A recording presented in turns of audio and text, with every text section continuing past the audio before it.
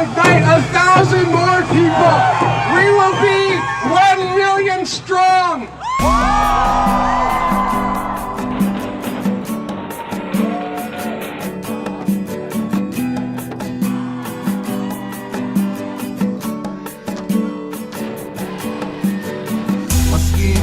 I bleed red, I'm seeing red. I'm praying for my people out there who ain't seen it yet. His blood is cold, he's living lies forever told by his ancestors 500 years ago. Yeah, I said it, got my peoples getting restless, making money off our land and we ain't even on the guest list. Carry on traditions of a racist ass pilgrim, and I know you really love it when my people play the victim, cause it makes it seem like we falling under pressure. But we up to bat now, no more playing catcher, cause we see the bigger picture that we have to capture. See how quick we get together, man, we out to get ya. You can lock us in jail and throw away the key, take away my rights, but you ain't stopping me. Cause I've been quiet for too long, it's time to speak. We gotta stand for something to keep us free. I'm out on the more. I'm out on the more. I'm out on the more. Yeah, I'm out on the more. I'm getting aggravated, my people saying chill. I feel my heart breaking, but I don't need your pills. I need my people strong, with hearts of many men. He letting women die outside of the parliament. Opposition's only siding for their benefit. The only ones we really got is us, and that's so evident. Before you take a stand, remember to get educated. Once you understand the message, go and share it with your neighbors. Basically, we getting taken hostage for our land till we sell it out for profit. Now they got the upper hand, but trust me, we can stop it. I'm thanking the four sisters. Dear Mr. Harper, we all coming to get you, and we won't stop for nothing. We're bringing all of our cousins, and we getting educated, so this fighting ain't for nothing. Stand up for your people, our time for power is coming. I'm a full-blooded native, believe me, I'm proud of it. Hey. You can lock us in jail and throw away the key, take away my rights, but you ain't stopping me. Cause I've been quiet for too long, it's time to speak. We gotta stand for something to keep us free. I'm out on the more. I'm out on the more. I'm out on the more. Yeah, I'm out on the more. You are the spark that's starting a fire that will spread across this land. And it will be a fire that doesn't burn, but a fire that cleanses. A fire that ignites in our hearts and creates light. No more living in darkness. Our time now is to be light in the world. Everyone who is here today, you are a spark that will ignite 1,000 more people.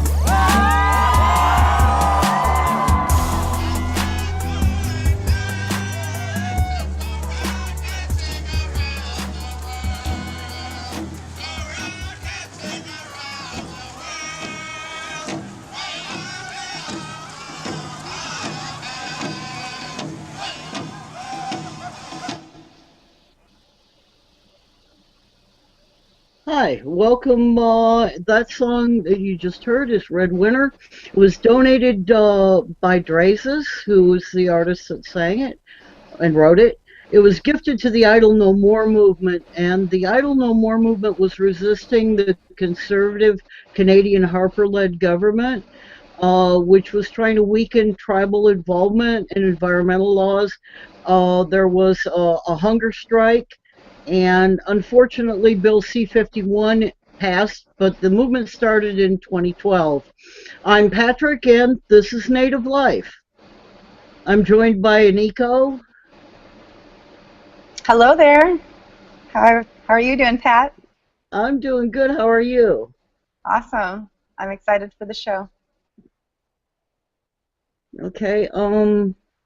We have a website. It's called native-life.net. And thank you so much, Pat. That was wonderful to see that website.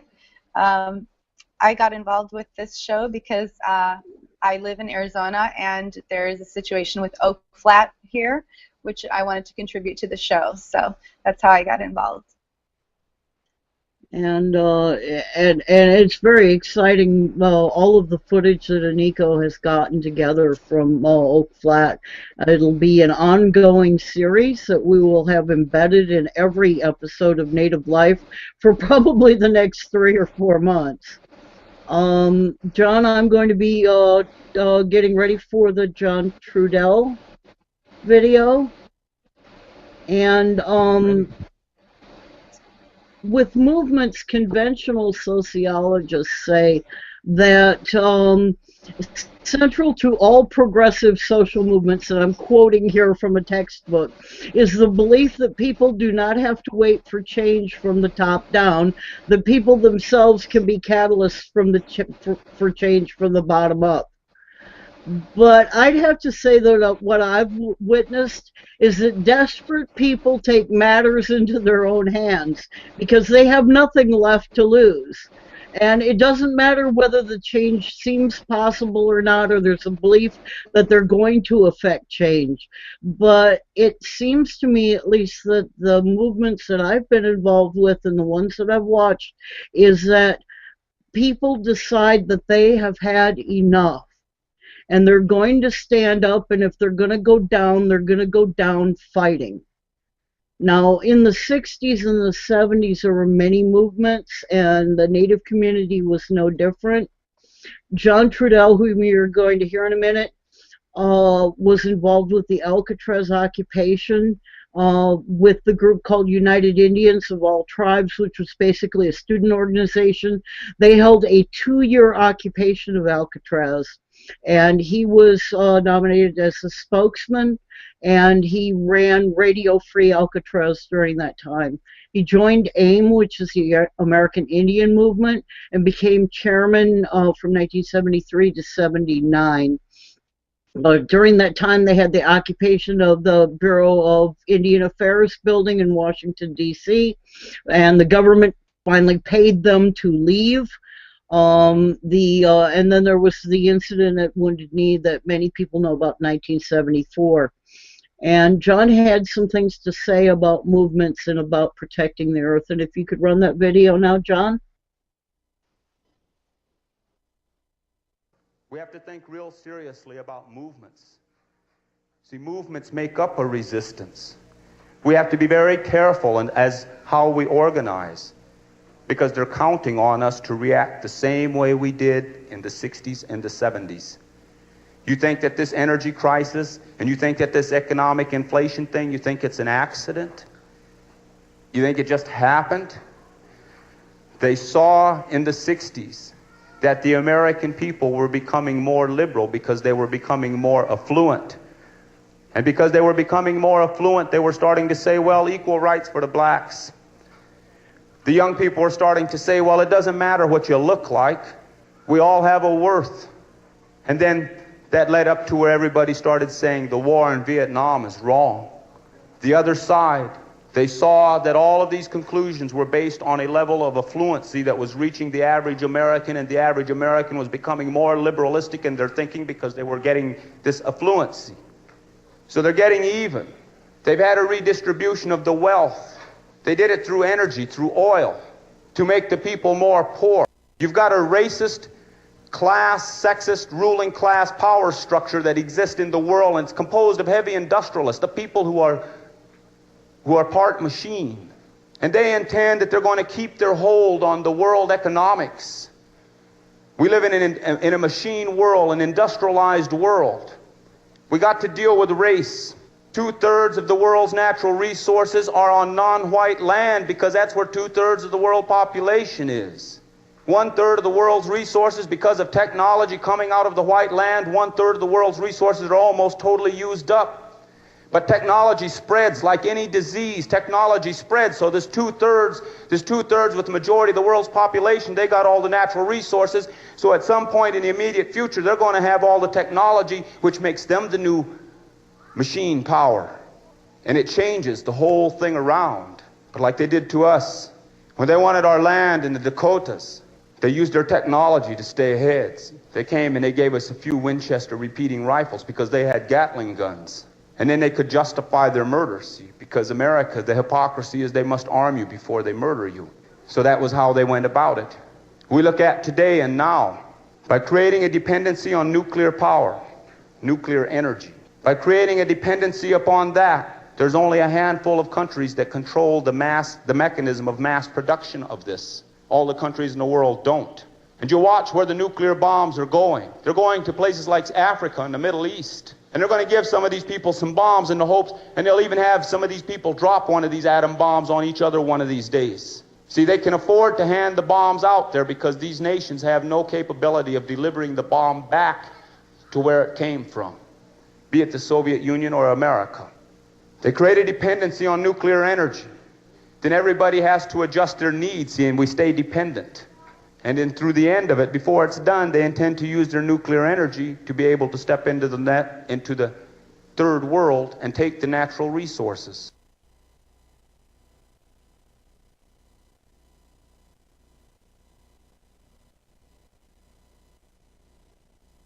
And it is available in its entirety at audioport.org. You just have to search for John Trudell and you'll find it. But the recording, what's interesting is the recording was made in 1980. So, 35 years ago, that recording was made. And I find his words to be very prophetic about what's going on, how things are going to fold out. And we can see those things happening now. And he also raises some very interesting questions. How can we organize to avoid the mistakes of the 60s and the 70s movements? I know a lot of people my age and a bit older, are very proud of what we did in the 60s and the 70s, but I would point out that the beast that we were fighting is bigger today than it was back then. And so as we move forward in this period of time, the young people who are carrying the banner forward need to think about and talk to the folks my age and older and ask us, what kind of mistakes did you guys make? Why weren't you victorious? Another question that he raises is, how do we avoid being sabotaged by economic manipulation or divided by race?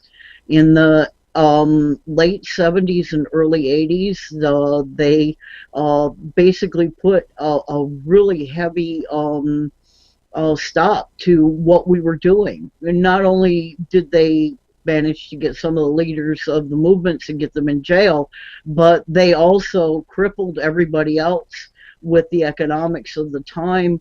They instituted things that would divide people by race, by gender, by socioeconomic things that we had managed to bridge in the 60s and 70s were completely shattered. And the third thing that he is implicit in what he's talking about is the enemy, the technological, the machine people. What are they using? Well, they're using technology. And so how do we use technology to stay ahead? And myself, I think maybe the internet has something that we can use, that we can organize things without having the cult of personality that existed in the 60s and 70s, so we don't have the egos that get involved in movements. But those are just some of my thoughts. Eniko, do you have anything that you can add to this? Well, in general, excuse me, in general on movements, I've seen here in Arizona an amazing movement to save Oak Flat culminate and show that when people come together, just like the occupiers did here at Oak Flat, they can make change. And not necessarily the general overview that you were talking about, but my specific situation here in Arizona, it specifically shows that movements are really the only way to make change. Yeah, so you were talking about Oak Flat, and it really is a desperate situation. Um, because it is one of the last riparian desert forests that are left, and it's situated on San Carlos Apache land, treaty land. Hmm. Um, I know that you've been dealing quite a bit with this issue. Could you expand on that and let folks know about the things that you've seen and heard? Sure. Well, when I first moved out here with my husband, we used to go to Oak Flat and that area because there was a lot of unique rock that we could climb and hike and just gorgeous scenery. And you would catch an eyesore of a mine that they've already started, different mines. Superior is a mining town. Um, and there is a company called Rio Tinto, and it is a foreign-based company, but they have an arm called Resolution Copper here. And what they want to do is access the copper ore that is underneath Oak Flat, and that would destroy the surface of the land. They want to use a mining method that destroys the surface and creates this crater, and so it would destroy all this beautiful environment, habitat, scenery, access of people would be pretty much zero, because once they start mining in that area, they're not going to be allowed there. So that was what I made my video about, and that's one of the movements that I've seen firsthand take effect. So, how did Rio Tinto end up being able to mine on what is essentially Indian land? Well, good question, Pat.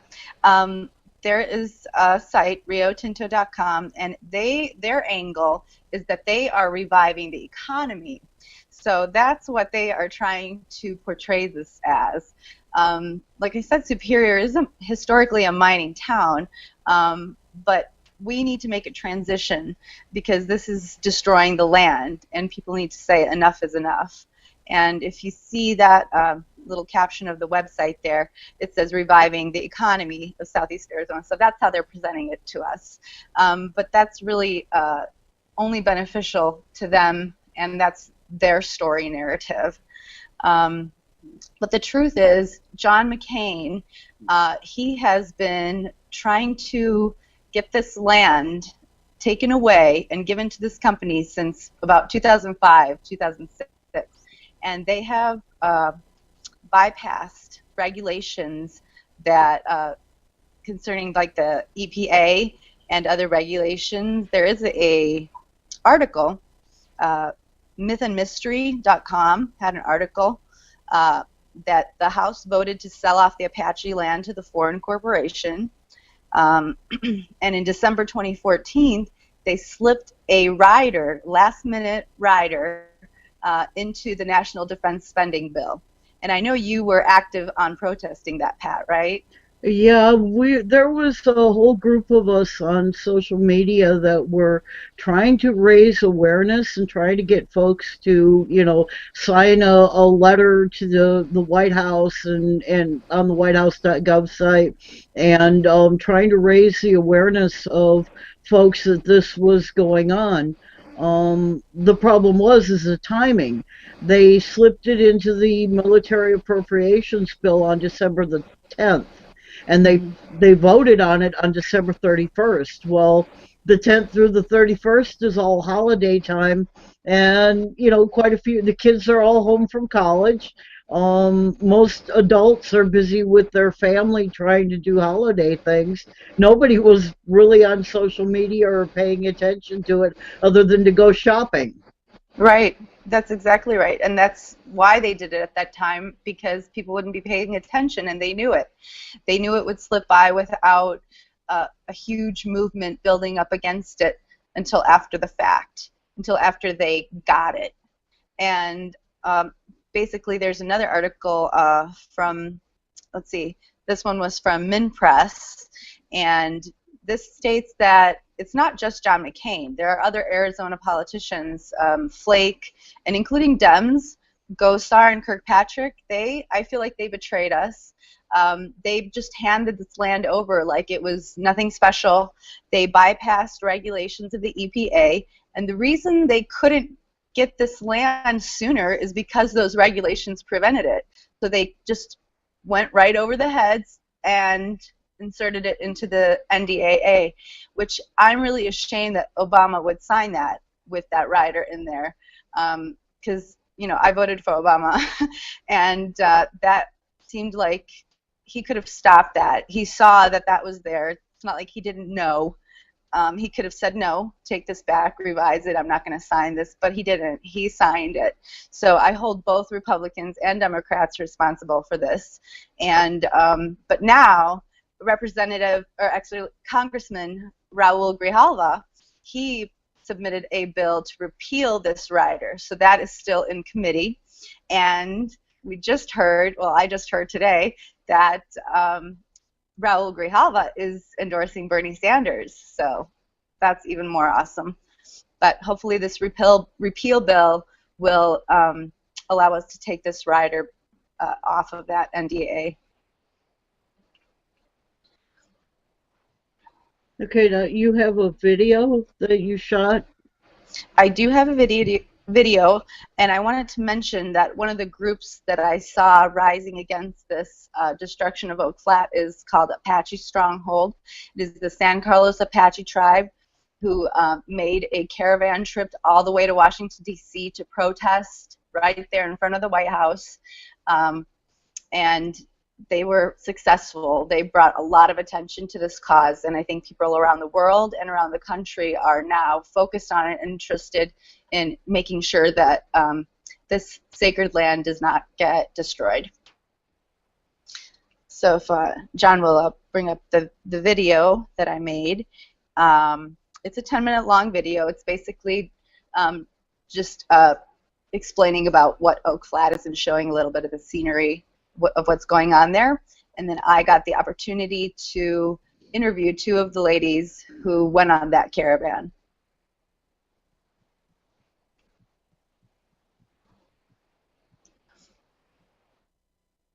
As you go through the canyons during the 65-mile drive east from Phoenix to Superior, Arizona, you're surrounded by these amazing, unique rock formations found nowhere else in the country. And what you can see from the road is just a small taste of these spires. As you hike deep into the heart of the canyons, you'll be overtaken by awe of these majestic, tall, static creatures. Oh look, heavy equipment. Hikers, climbers, nature lovers, and Native Americans hold this land to be sacred to them, and now together we fight the mining company who wants to mine it for the copper underneath. They want to use a cave block mining method that destroys the surface of the land. As you get closer to Superior, which has been a mining town for generations, you can see the trails of destruction that the old mines leave behind. They leave the land completely depleted and to sit there like a toxic eyesore that affects the health of the surrounding communities. I had the opportunity to speak with lifelong Superior resident and explorer Anna Jeffrey, who will be featured in the second episode, and with sisters Margie and Marcella Curley of the San Carlos Apache Tribe, who were part of the Apache Stronghold caravan that went to Washington, D.C. to protest this illegal land grab. As we hiked in the 110-degree Arizona heat through the old highway tunnel, we disturbed the bats that made their home there, and we also saw graffiti left there by those who disrespect this rock as much as the mining companies do.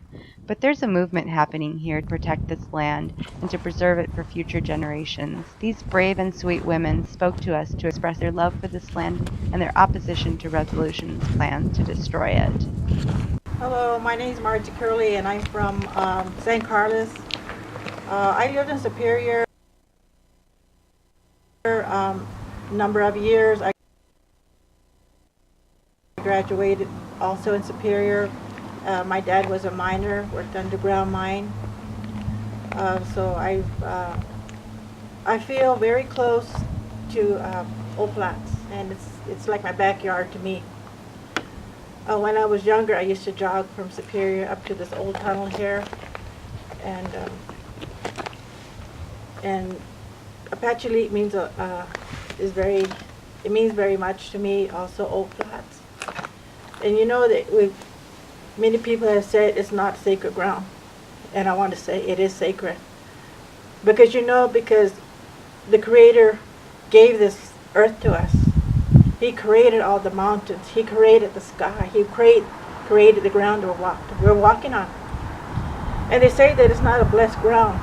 Well, it is blessed because the Creator blessed every step of the way for us.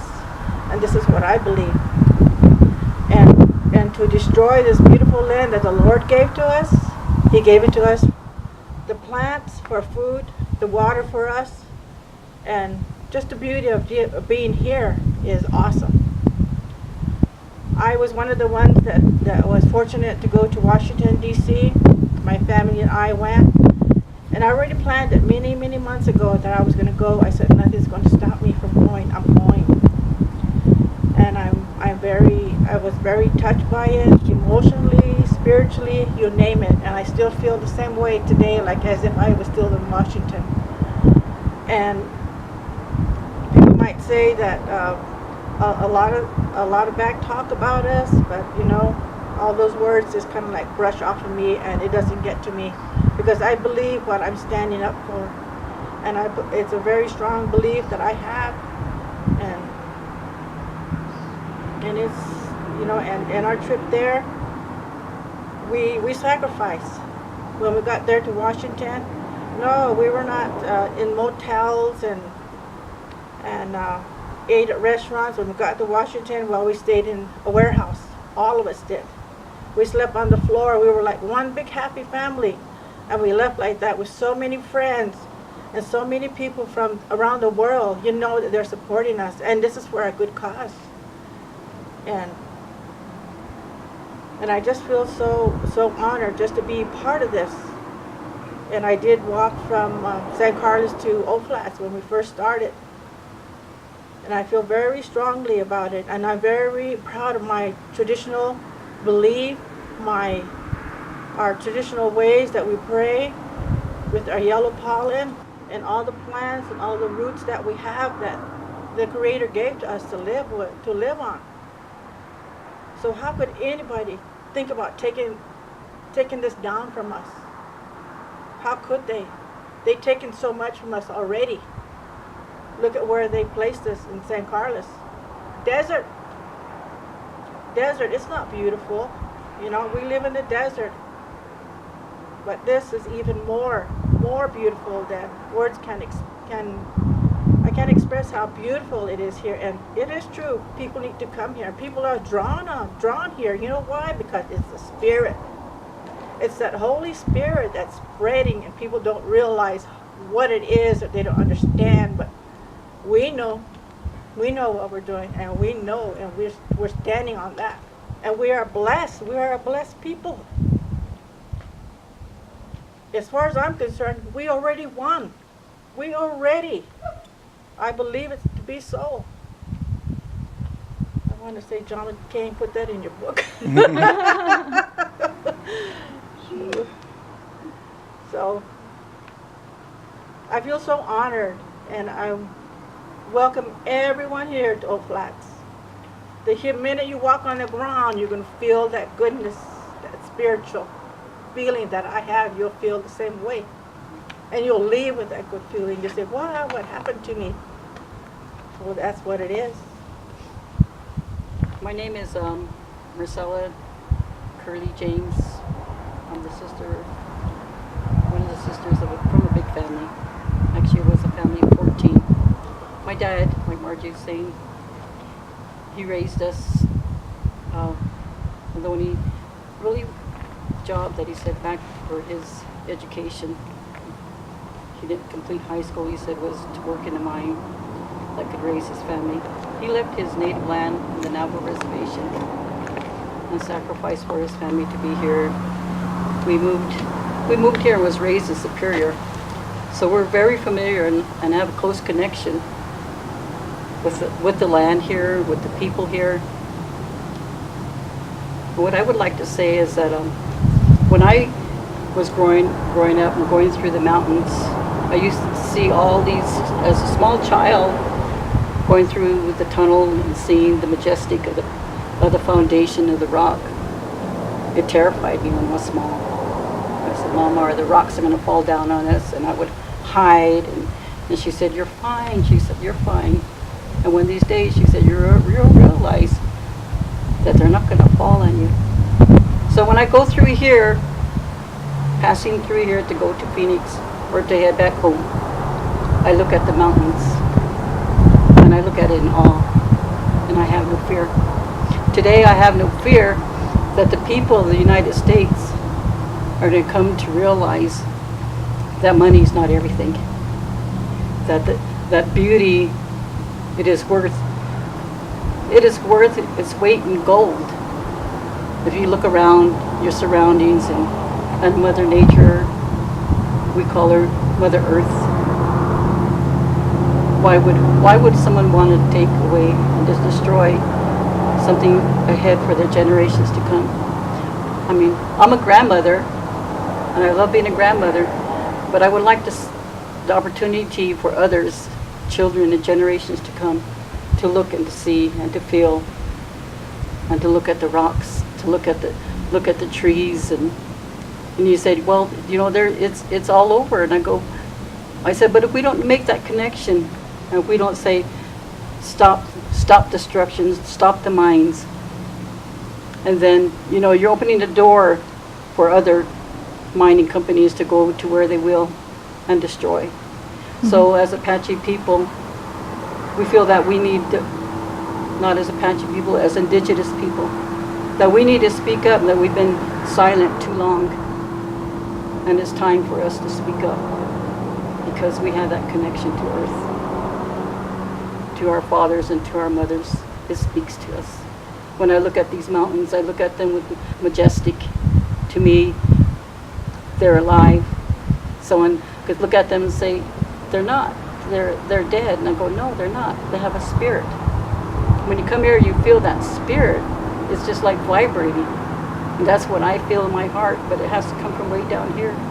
And the nation, the United States, have to realize, once again, that we got to take care of our natural resources for our future.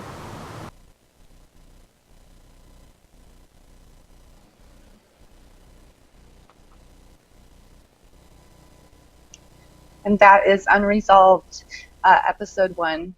And I wanted to say thank you so much to Anna Jeffrey, as well as Margie and Marcella Curley for those interviews.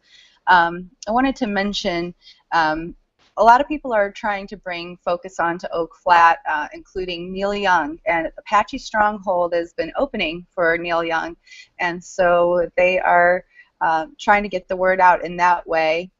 We have petitions on multiple websites. One of them is signed by over 1 million people, and one of them to the White House. And the White House basically, they made a statement, the Department of the Interior made a statement saying that they are profoundly disappointed with the Resolution Copper provision, which has no regard for the lands considered sacred by the nearby tribes. And the provision short-circuits the long-standing and fundamental practice of pursuing meaningful government-to-government consultation with the 566 federally recognized tribes with whom we have a unique legal and trust responsibility. And so basically the timing should have been, the negotiations should have been done way beforehand. It says, although there are consultation requirements in the legislation, the appropriate time for honoring our government-to-government relationships with the tribes is before legislating issues of this magnitude, obviously. So why would they put this in if there was nothing shady about it? And to me, it was just a sneaky thing that they wanted to do to give this to Resolution Copper.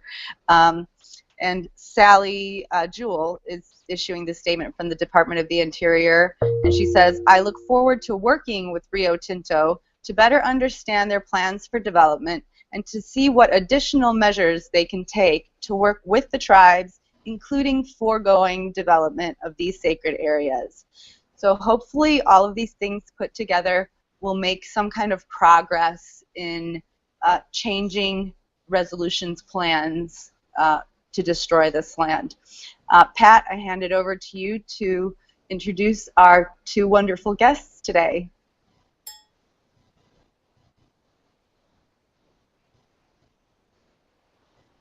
Pat, you're muted. I'm muted. I did it. I got the first mistake. See, No, you John, didn't. it wasn't you. It was me. No, I just showed Neil Stender on the screen while Eniko was talking. So, no, Neil I had Young, it Neil before you. Stender. Yeah, he just joined in the middle of the hangout. Hey, Neil, how you doing? So yeah, go on, Pat. Okay. Yeah. We're joined by Elizabeth Lone Eagle, who is a frontline resistance fighter against corporate terrorism, and Joye Braun, who's a member of the Cheyenne River Sioux Tribe and a pipeline fighter, and they're coming to us from South Dakota. Hi, Joy. Hi. Hi, Elizabeth. Hi, Pat. So, why don't you tell the audience what movements you're involved with, and kind of let us know how you got started. Which one of us first? Just jump on in there, whichever one of you wants to go first. Okay. Well, I live in Bridger, South Dakota, which is located on the southwest corner of the Cheyenne River Reservation. My husband grew up in this community. I'm actually a Rosebud Sioux tribal member, and we've been living here for about 10 years now. And like I said, my husband grew up here, and we moved back. I was actually, I guess you'd call me an AIM brat. My first experience with activism was down at the Coast Guard station in Milwaukee in 1971, and I believe I was still running around in Pampers.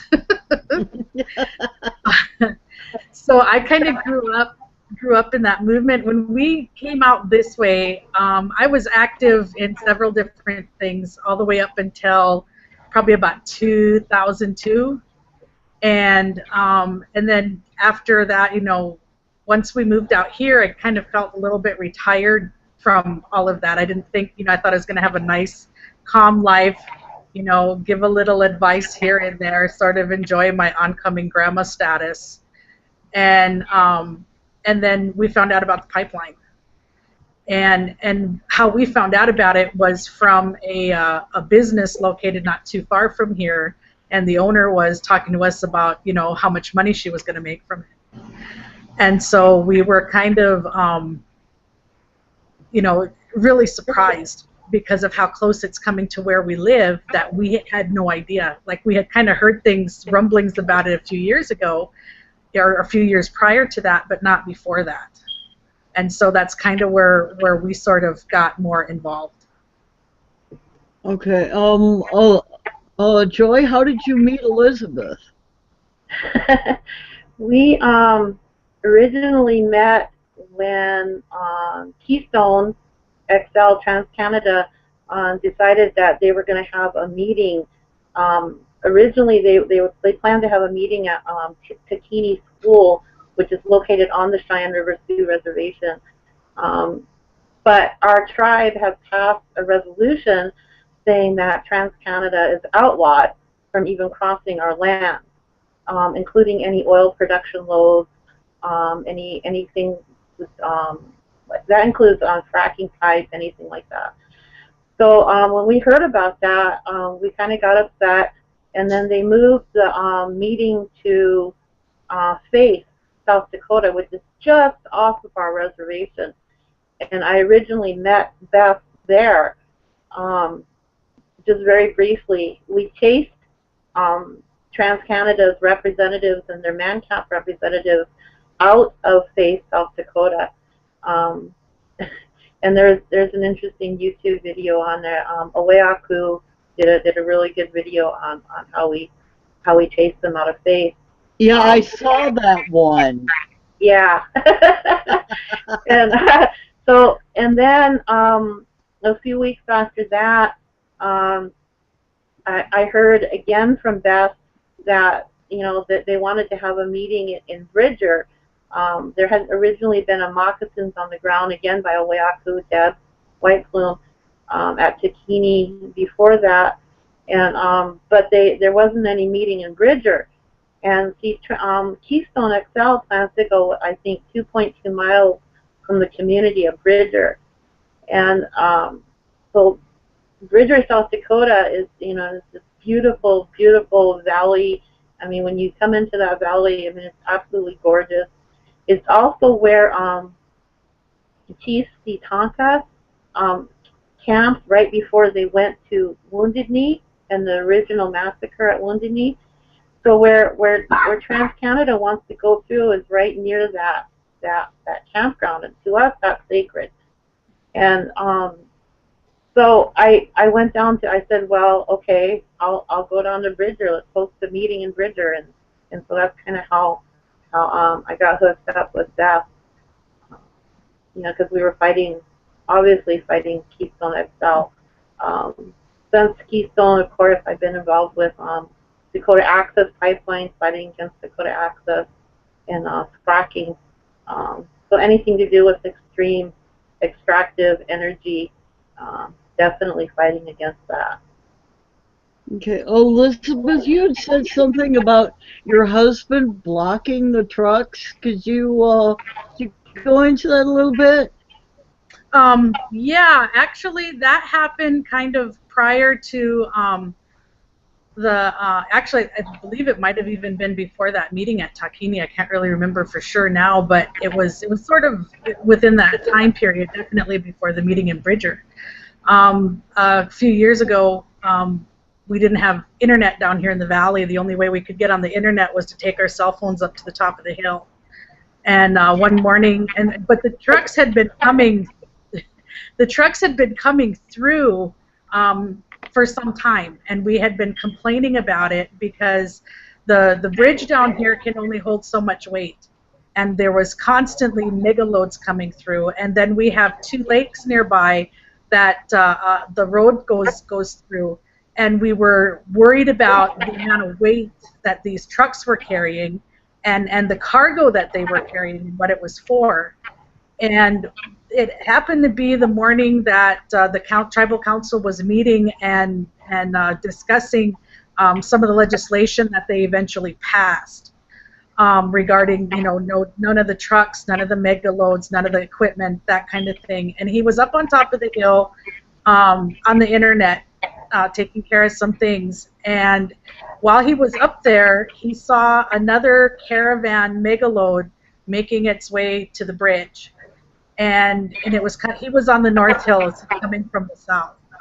So he watched them, and this load was so huge and so wide that they had to stop at the bridge and jack the truck up just to get it high enough to be able to get it across the bridge. Now that's a pretty big load, and they carry houses, like the prefab houses across the bridge all the time. And not one house or structure that they've tried to take across the bridge have they ever had to do this before. That's how big this thing was that they were bringing across. And what we found out later is those 3-story high dump trucks that they use for the tar sands up in Canada. It was I don't know what you call that part, the part that they put everything into and dump back. That's how huge these things are. So anyway, he's watching them bring this across, and they're jacking it up. It's being pushed by one tractor trailer and pulled by another. So it takes 2 semi-tractor trailers just to move these things, plus all the escort vehicles that they need for moving things around and doing stuff. So this was a pretty big caravan for one piece of equipment. They came up the hill, and as he's watching this and and seeing what's going on, he's becoming more and more upset, because we've seen this happen before. And he was just to the point of frustration of nothing being done to stop these vehicles, nothing being done to respect the tribal laws that were already in place. And just frustrated with the whole thing. So as they're coming up the hill on the north side, my husband got out of the car and went to go lay down on the road. And it was his intent to stop these vehicles. He thought he was in the middle of the road, but I guess he wasn't. Now, when there's a human being in the road, I don't care what kind of vehicle you're in, you stop. These vehicles did not stop. They kept going, and they found a way around my husband because he wasn't right in the middle of the road. Included in that caravan was a South Dakota State Highway Patrol, which are not even allowed to cross the reservation boundaries. So not only did they illegally cross the reservation boundaries, they had a state escort. Not one vehicle stopped to even see if he was okay. They just kept moving. And so he called, he was, pretty amped about it. He called me, and I told him to get a hold of some people that were sitting on the tribal council at that time. And the story came back was after hearing what had happened, that's one of the pieces of legislation that got passed immediately, was about not allowing these vehicles onto the reservation. They have no respect for human life, period. So if they're not going to respect a human being laying on the road, how can we expect that they're going to actually have the respect that they need for anyone else's life? Exactly.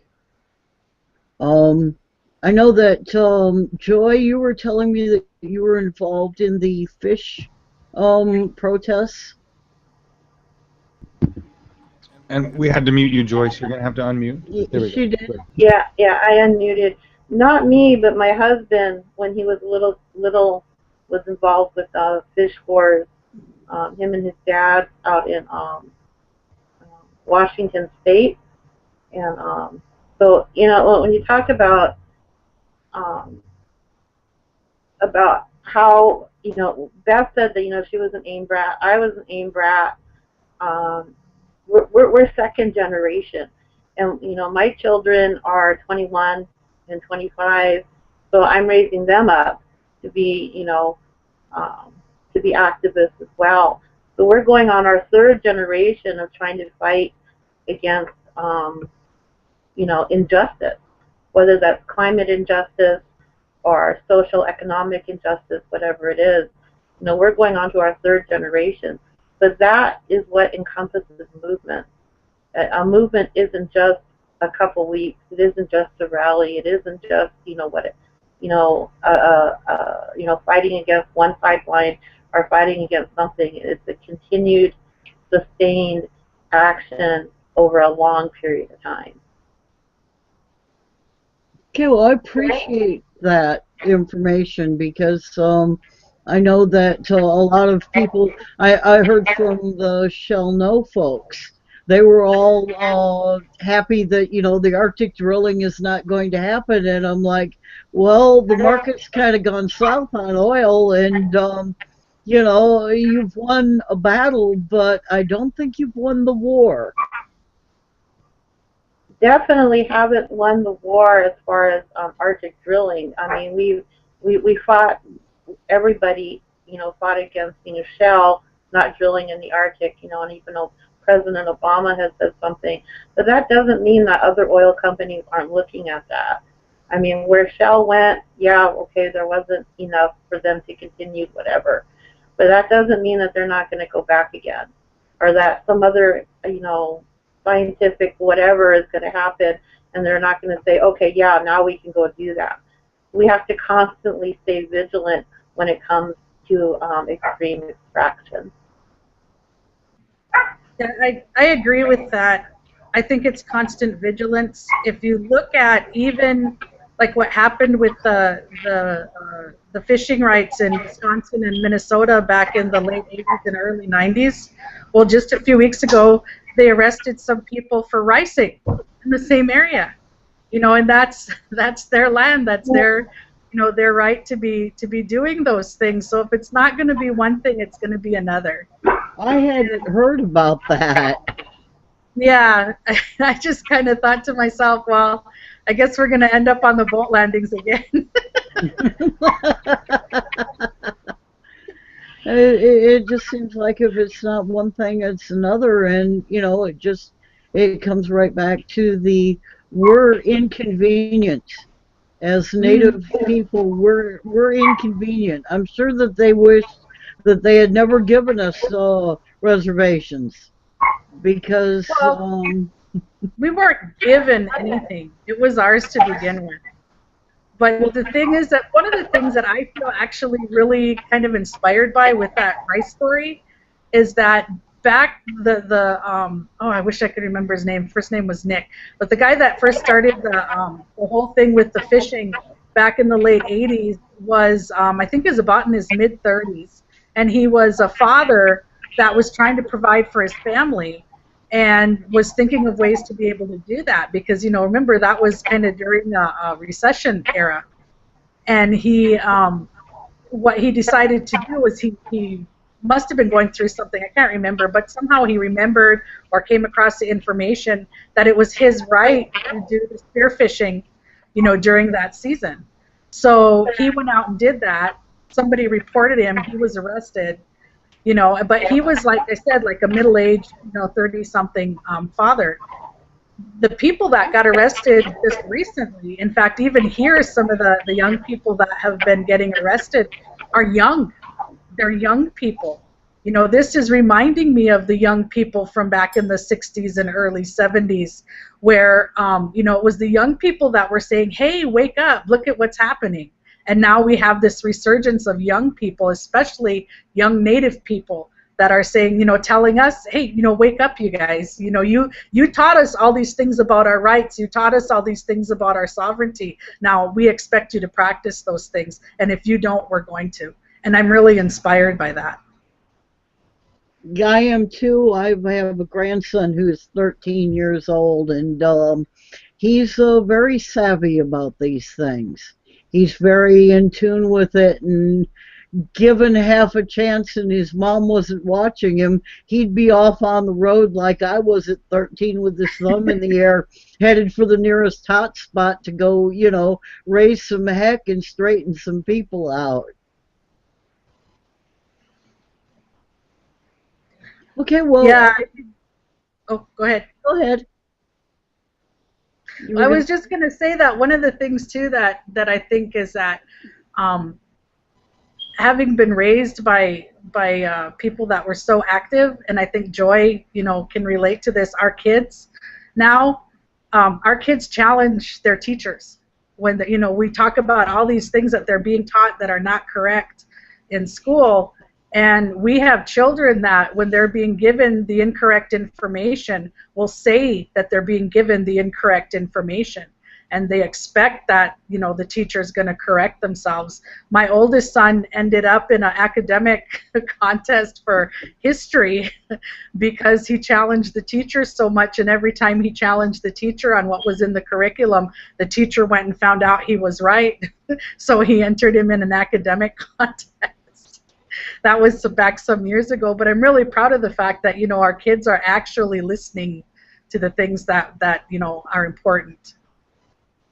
Yeah, you wonder when you're giving it out if it's sticking, if they hear you, especially above the noise of the Game Boys. And, you know, our daughter was born in 1980, so we didn't have quite as much competition for her attention.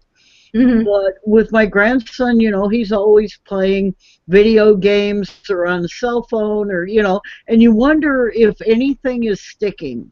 That if they have an attention span that's longer than 20 seconds, and then all of a sudden you'll hear, hey, I got a bunch of kids together and we're getting a petition together, or we're doing a fund drive for this or that, and it just kind of rocks you back and you go, wow, they actually did hear. Yeah. Yeah, we have a lot of people young people in our pipeline fight. You know, Joy and I are interveners along with many other people, but I think that the main push for a lot of the things that we're doing is coming from our young people. You know, they're the ones that are telling us, you know, this is what we need from you. You know, we don't want this any more than you do. This is the sacrifice that we're willing to make for our people, and this is the help we need from you. And so you're seeing a lot more intergenerational. Because I know in the 60s and the 70s it was mostly just young people. The old people weren't really involved that much. Yeah, the thing is we still have people like Madonna Thunderhawk still around, and you know, a lot of the activists, still around from that era. So I think that's really good too. That's we have like what, almost four or five generations now of people I have a involved. question for you ladies from the audience, actually. They were wondering what recourse is available based on the treaties with the United States. Who are they supposed to be getting assistance from to enforce the tribal law? What is the recourse when they don't honor the treaties? Oh wow! When they don't honor the treaties, I think one of the scariest things for the U.S. government is an educated Indian, and we have a lot of very educated natives. So we definitely go. We have legal recourse. We use a lot of our lawyers. In the fight against Keystone with the South Dakota Public Utilities Commission, the lawyers that came together that worked with the tribes are amazing. I mean, I can't even begin to tell you how amazing those lawyers are. So we definitely use our lawyers.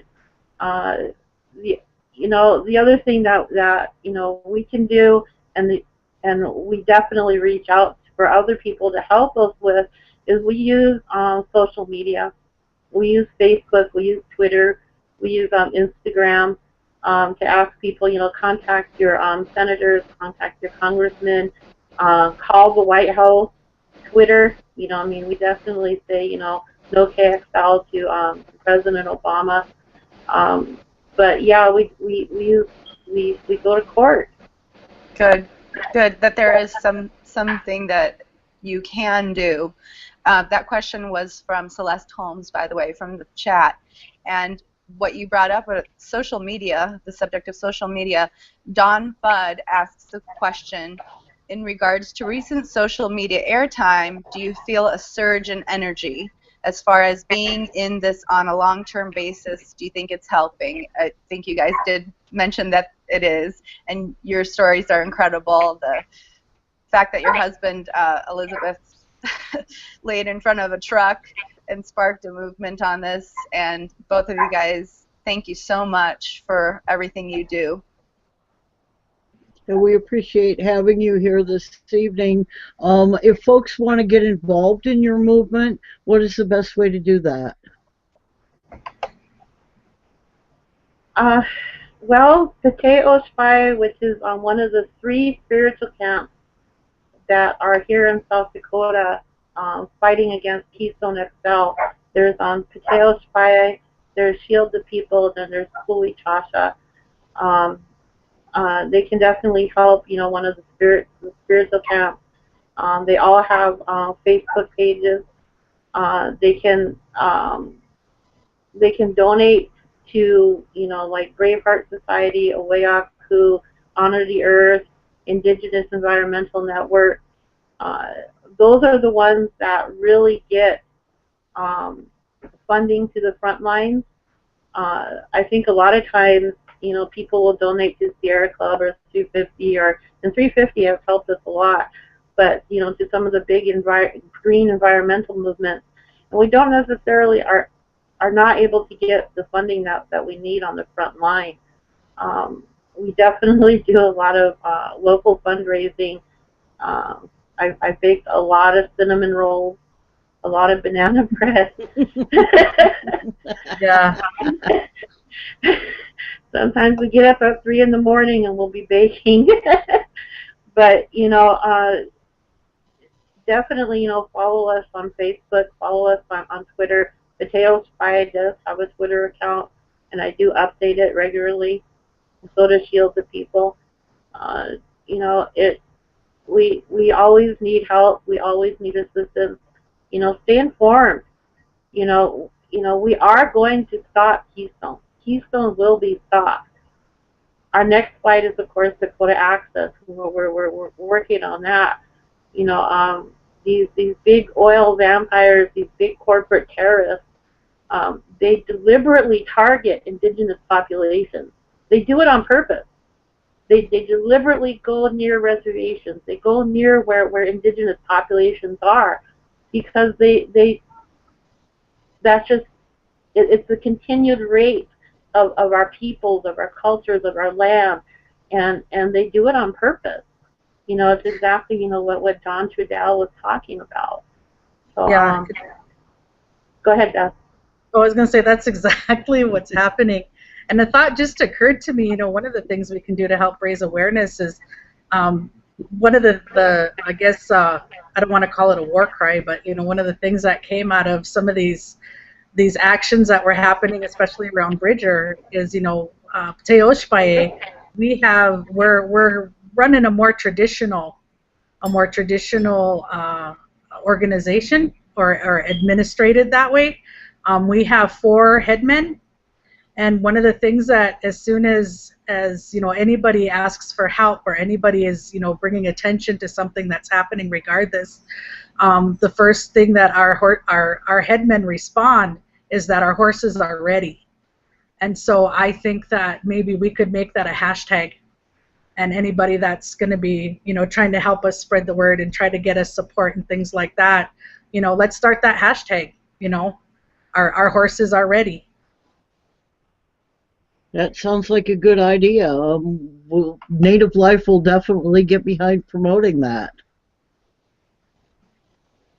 Okay, so I believe that we're kind of running out of time. I'm getting the "we're about done here" message from Janine. So we need to talk briefly about the things that you can do to take action.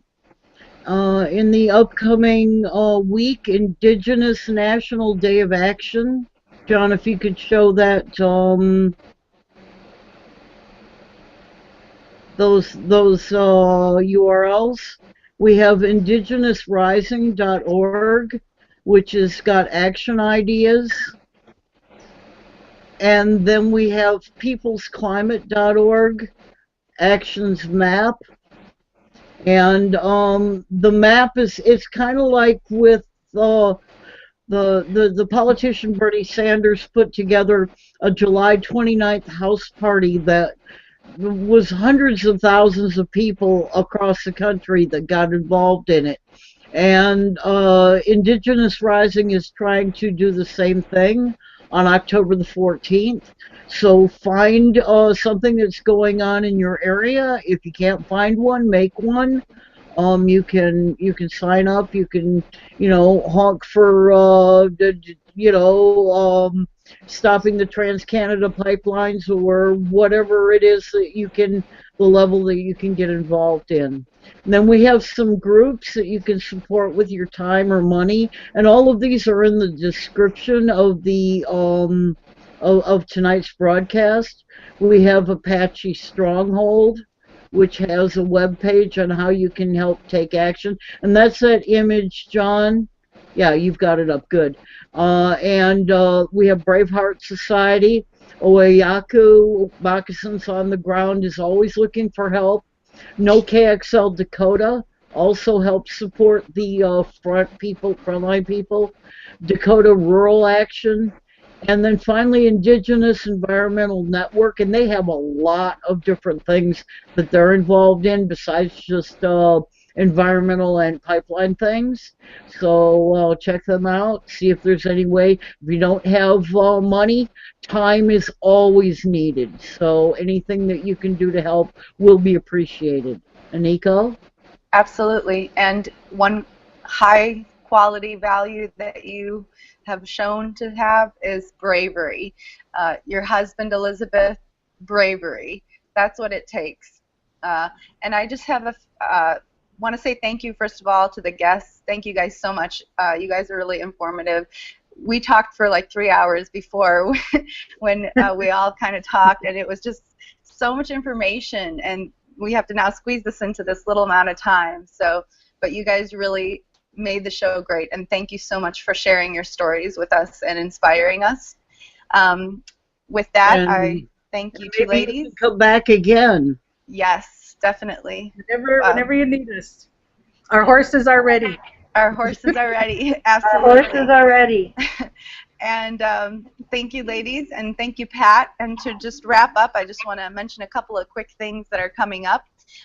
Burnin' Up Brooklyn Art and Music Fest for Bernie. That's tomorrow, October 8th at 8 o'clock Eastern Time at the Paper Box in New York City.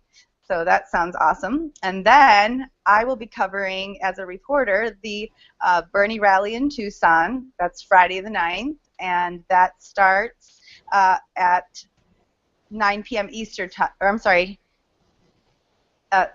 6 o'clock our time, Arizona, and 9 o'clock your time, Eastern time. Then there is the Bernie Rally in Boulder, Saturday the 10th at 3 p.m. So he's a busy man. And just wanted to plug one more time our website, Native Life. Keep up there with the episodes, and join us next time, October 14th, for our second episode of Native Life. Thank you so much. And thank you to Bernie 2016 TV for giving us the space and all of the expertise and the people behind the scenes that have all graciously donated their time to this broadcast. We'll see you next week. Thank you. We're going to go out with a song that's the AIM Honor Song. And there's a little story that starts at the beginning of it that tells you what the song is about and why it was used for the American Indian movement. Have a good week, and we'll see you next Wednesday.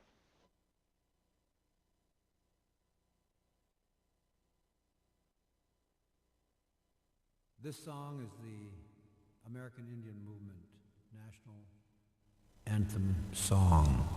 This song was adopted in 1972 in Gordon, Nebraska, and the American Indian Movement went there to protest the judicial handling of an Indian's death. His name was Raymond Yellow Thunder. This song was originally dedicated to the Yellow Thunder family, but because of the story behind it, the Northern Cheyenne people gave this song to the American Indian Movement. And here it is. Oh!